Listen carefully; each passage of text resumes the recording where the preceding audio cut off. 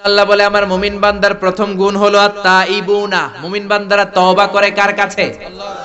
আর জোরে বলেন কার কাছে?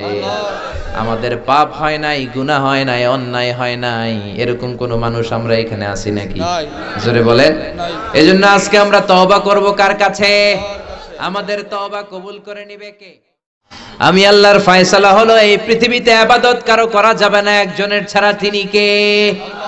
কারো জিকির করা যাবে না একজনের ছাড়া, তিনি কে?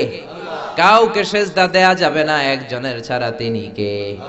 মাজারে সেজদা দেয়া যাবে নাকি? সেজদা দিবেন কাকে? চিল্লায় বলেন।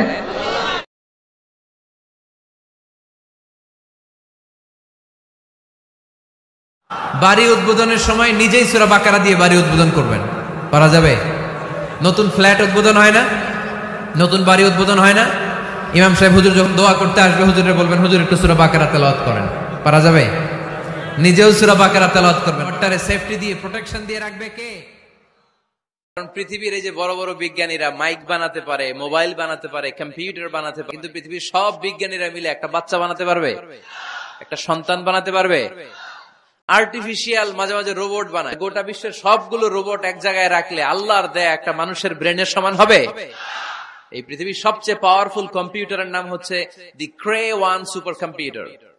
আমেরিকার মিলিটারি বেজে বিভিন্ন ম্যাথমেটিক্যাল ইকুয়েশন ড্র করার জন্য এই কম্পিউটার তারা ইউজ করে। এরকম 10,000 সুপার কম্পিউটার মিলেও একটা হিউম্যান ব্রেইনের সমান হবে না। চিল্লায় পড়েন সুবহানাল্লাহ। প্রশংসা যে করবে তাকে নেয়ামতের বাড়ি ধারা আরো বাড়িয়ে দিবে কে? এজন্য আফসোস করব না প্রশংসা করব?